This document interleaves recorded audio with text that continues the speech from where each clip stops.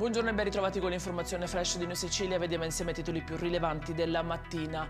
Seggi riaperti oggi in tutta Italia fino alle 15 per la seconda e ultima giornata di voto sui 5 referendum abrogativi riguardanti lavoro, cittadinanza e diritti sociali. Al termine della prima giornata l'affluenza nazionale si è attestata attorno al 22%, ma in Sicilia il dato è ancora più basso. Sequestrata dall'esercito israeliano, la nave umanitaria salpata nei giorni scorsi dal porto di Catania è diretta verso Gaza con a bordo aiuti umanitari e attivisti internazionali. Nuovi risvolti arrivano dalle indagini sul 32enne romeno responsabile della decapitazione di un escort dopo un incontro sessuale da parte del killer delle prostitute.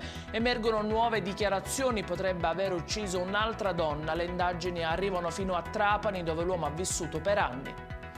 Si è concluso il primo weekend di fuoco in Sicilia. Secondo i dati del SIES, ieri a Lentini si sono toccati i 40 gradi, temperature nettamente superiori alla media stagionale che continueranno a salire nei prossimi giorni.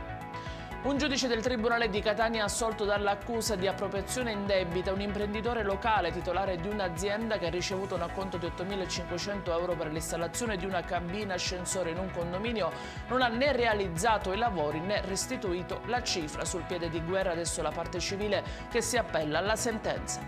Ed è tutto per questa edizione. Vi ricordo che i dettagli su queste notizie li trovate sul nostro sito e sui nostri canali social. Grazie per averci seguito e a più tardi.